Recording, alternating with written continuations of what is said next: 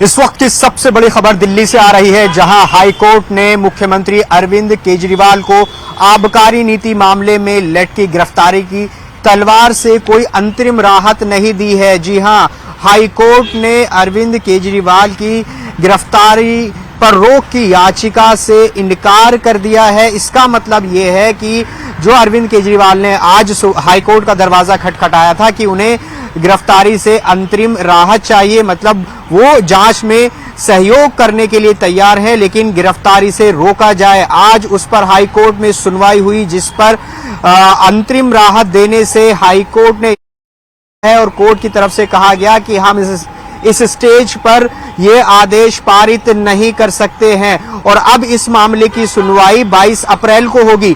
22 अप्रैल को पहले से ही एक जो मुख्य याचिका है जिसमें ईडी की जो समन है वो वैध है या नहीं, उस पर सुनवाई होनी थी। अब उस याचिका को भी उसके साथ ही जोड़ दिया गया है। इसका मतलब ये हुआ, ना तो कोर्ट ने ईडी के समन जारी करने पर रोक लगाई है और जो खतरा गिरफ्तारी का बना हुआ था अरविंद केजरीवाल के ऊपर, वो अब बना हुआ है। ये दिल्ली की राजनीति के लिहाज से भी बहुत बड़ी खबर है, क्योंकि एक लंबा वक्त चल रहा है दिल्ली में। हमने देखा कि किस तरह से इस पूरे मामले पर राजनीति भी चल रही थी, आरोप प्रत्यारोप चल रहे थे।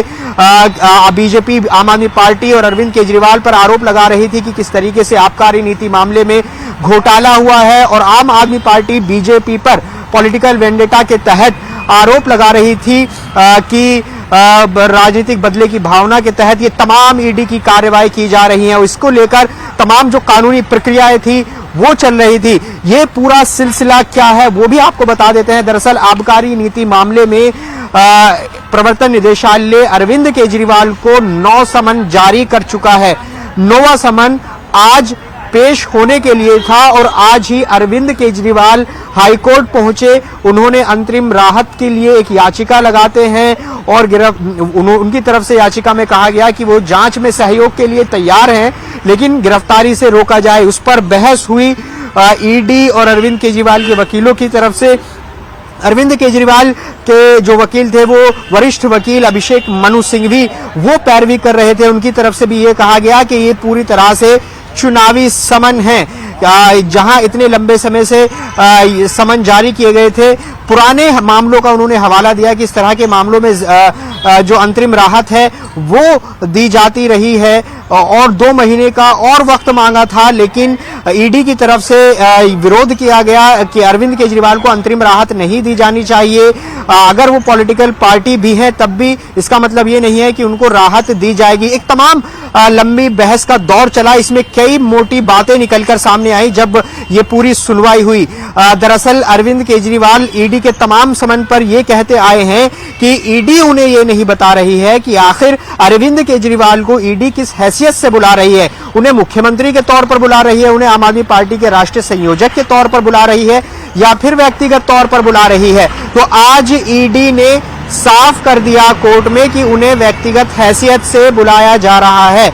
ये ईडी ने कोर्ट को बताया है। इसका विरोध अभिषेक मनु सिंघवी ने बहस के दौरान किया था कि अरविंद केजरीवाल पर तो कोई मामला बनता ही नहीं है। जब आप एक तरफ ये कह रहे हैं कि आबकारी नीति मामले का पैसा जो है वो आम आदमी पार्टी को पहुंचा है, तो वो आम आदमी उनकी कोर्ट में पेशी या ईडी के सामने पेशी, माफ कीजिएगा, वो एक आम आदमी पार्टी के संयोजक के हैसियत से बनती है, व्यक्तिगत तौर पर क्या बनती है। तो ये तमाम बहस के मामले रहे। एक वक्त ऐसा आया कि जब कोर्ट ने ईडी से पूछा, अभिषेक मनु सिंघवी की तरफ से कहा गया कि क्या सबूत है, तो कोर्ट ने जब पूछा कि भाई आपके पास सबूत है तो सबूत पेश करिए, तो ईडी ने कहा जी हाँ हमारे पास दस्तावेज है, लेकिन हम इसे ओपन कोर्ट में नहीं दिखा सकते, मतलब ये कि इसको पब्लिक नहीं कर सकते। तो कोर्ट ने कहा कि आप हमें दे दीजिए।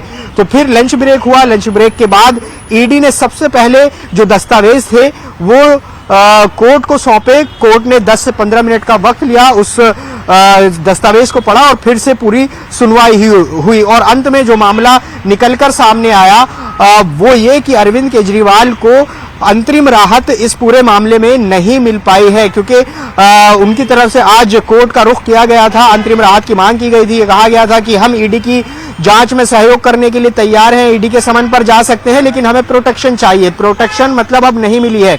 कानून की भाषा में कोरेसिव एक्शन नहीं लिया जाना चाहिए, ये कहते हैं। इसका मतलब यह है कि कठोरतम कार्रवाई या दंडात्मक कार्रवाई नहीं की जानी चाहिए। तो ये इस पर कोई रोक नहीं है। मतलब ये कि अब ईडी जो समन है वो जारी कर देगी, कर सकती है, और अगर ईडी को ये लगा कि गिरफ्तार इसमें किया जाना चाहिए अरविंद केजरीवाल को, तो गिरफ्तारी भी हो सकती है। तो गिरफ्तारी से बचने के लिए अरविंद केजरीवाल की तरफ से हाईकोर्ट का रुख किया गया था। अब सवाल यह है कि अरविंद केजरीवाल के पास कानूनी रास्ता क्या बचता है और ईडी के पास अब आगे क्या कदम उठाने के लिए हैं। तो अरविंद केजरीवाल के पास एक कानूनी रास्ता यह है कि वो सुप्रीम कोर्ट का रुख कर सकते हैं इस पूरे मामले में। जो हाईकोर्ट के आज के फैसले को वो सुप्रीम कोर्ट में चैलेंज कर सकते हैं। ये अरविंद केजरीवाल के पास एक रास्ता है। ईडी के पास अब क्या रास्ता है? ईडी पहले से ही 9 समन जारी कर चुकी है, वो 10वां समन भी जारी कर सकती है और पूछताछ के लिए उन्हें बुलाएगी। तो क्या अरविंद केजरीवाल पूछताछ में शामिल होंगे या फिर ईडी उनके पास जाएगी पूछताछ करने के लिए? तमाम ऐसी बातें हैं जो अब आगे आने वाले कुछ ही दिनों में ये बहुत साफ हो जाने वाली हैं कि आखिर अरविंद केजरीवाल और ईडी के बीच में जो पिछले कई महीने से समन और समन पर हाजिर न होने का मामला चल रहा था, अब आगे इसमें क्या होगा। तो फिलहाल जो आज की बड़ी खबर यही है, इस पर तमाम जो राजनीतिक दल हैं और खुद आम आदमी पार्टी, इन तमाम दलों की नजरें भी इस पर रहने वाली थी कि आखिर हाईकोर्ट की तरफ से अंतरिम राहत मिल पाती है या नहीं। गिरफ्तारी पर क्या हाईकोर्ट रोक लगाएगा? तो वो राहत नहीं मिली है। आम आदमी पार्टी और अरविंद केजरीवाल की जो मुश्किलें हैं वो अब बढ़ ही रही हैं, क्योंकि पहले से ही पूर्व उप मुख्यमंत्री मनीष सिसोदिया आबकारी नीति मामले में जेल में है। आम आदमी पार्टी के राज्यसभा सांसद भी आबकारी नीति मामले में पहले से ही जेल में है। जो उनके पूर्व मंत्री हैं सत्येंद्र जैन, वो एक अन्य मामले में, मनी लॉन्ड्रिंग के मामले में जेल में हैं। और अब अरविंद केजरीवाल को जो समन लगातार जारी किए जा रहे थे, अब उस पर भी ना तो समन पर कोई रोक लगाई है, क्योंकि कल उस पर सुनवाई हुई थी 22 तारीख, कल उस पर सुनवाई हुई थी और उसका भी मामला 22 अप्रैल को अगली सुनवाई होनी है। जो ईडी के समन को चैलेंज किया था अरविंद केजरीवाल ने कि वो वैध नहीं है, जिसे वो अवैध करार दे रहे थे बार बार, उस पर 22 अप्रैल को सुनवाई होगी। मतलब 22 अप्रैल तक भी ईडी समन भेज सकती है। और जो अंतरिम राहत की मांग की गई थी उस पर भी कोर्ट ने इनकार कर दिया है, मतलब गिरफ्तारी पर रोक नहीं लगाई है। तो अब गिरफ्तारी की तलवार भी लगातार लटकी हुई है और अब राजनीतिक जो पारा है वो भी दिल्ली का बढ़ गया है। हाईकोर्ट के फैसले के आने के तुरंत बाद बीजेपी ने भी आम आदमी पार्टी और अरविंद केजरीवाल पर हमले शुरू कर दिए हैं। लगातार वो आरोप लगा रहे हैं कि दिल्ली में जो कथित घोटाला है वो हुआ है आबकारी नीति मामले में। तो ये पॉलिटिकल रस्साकशी भी अब शुरू हो गई है और ये आने वाले दिनों में तेज होगी। और जो सबसे बड़ी खबर आज की यही है, जो हम अपने दर्शकों को बता रहे हैं, कि अरविंद केजरीवाल को अंतरिम राहत नहीं मिली है। कोर्ट ने गिरफ्तारी पर रोक लगाने से इनकार कर दिया है और कोर्ट ने कहा है कि हम इस स्टेज पर किसी भी तरह का इस तरह का आदेश पारित नहीं कर सकते। तमाम दलीलें अरविंद केजरीवाल के वकील की तरफ से दी गई, ईडी की तरफ से दी गई, लेकिन ईडी जो ईडी ने अपनी दलील रखी इसमें कि उनको ईडी के समन लगातार भेजे जा रहे हैं, तमाम सबूत दस्तावेज भी जो हैं वो कोर्ट के सामने ईडी की तरफ से रखे गए। तो ऐसे में अब ये पूरा मामला अब यहाँ से आगे बढ़ेगा। अब जो कानून के रास्ते बचते हैं अरविंद केजरीवाल के पास, वो क्या सुप्रीम कोर्ट का रुख करेंगे, ये देखना होगा, क्योंकि जो तमाम कानूनी रास्ते हैं वो अब तक अरविंद केजरीवाल अपना रहे हैं। कानून के जो अधिकार दिए गए हैं, चाहे कोर्ट में कल ईडी के समन को चैलेंज किया गया हो या फिर कोरेसिव एक्शन को लेकर आज याचिका दायर की गई हो, उस पर सुनवाई हुई, तो अब सुप्रीम कोर्ट का भी रुख आम आदमी पार्टी और अरविंद केजरीवाल कर सकते हैं। जो कोरेसिव एक्शन को लेकर आज हाईकोर्ट में गए थे, तमाम जो इस पूरे मामले में कानूनी प्रक्रिया है वो बहुत तेजी से आगे बढ़ रही है। क्योंकि अगर हम देखें जो ईडी के समन है, वो पहला समन जो है वो 2 नवंबर को जारी हुआ था और जो 9वां समन है वो आज पेश होने के लिए, मतलब 21 मार्च, आप समझिए कि लगभग 5 महीने का वक्त ये बीत गया है।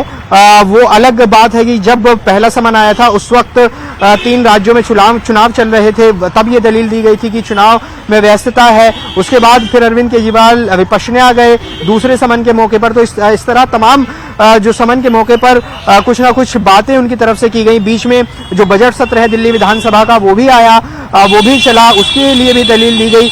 और अब अंत में ये मामला हाईकोर्ट पहुंचा। गिरफ्तारी को लेकर चुनौती दी गई थी, जिसको लेकर हाईकोर्ट ने इनकार कर दिया है और अब आगे अरविंद केजरीवाल के पास सुप्रीम कोर्ट का रास्ता बचता है। वो कब तक सुप्रीम कोर्ट जाएंगे, इस पर नजरें बनी हुई हैं और ईडी का अगला कदम क्या होगा, इस पर भी नजरें बनी हुई हैं, क्योंकि ईडी को लेकर तमाम जो आरोप है वो आम आदमी पार्टी लगाती रही है कि बदले की भावना से वो काम कर रही है, केंद्र सरकार के पॉलिटिकल टूल के तहत वो काम कर रही है, जो विपक्ष को खत्म करने के लिए ईडी काम कर रही है, ऐसे आरोप आम आदमी पार्टी लगा रही है। वहीं बीजेपी कह रही है कि कानून अपना काम कर रहा है, ये तमाम ईडी के जो समन है, जो कोर्ट में मामला चल रहा है, ये पूरा कानूनी प्रक्रिया के तहत हो रहा है।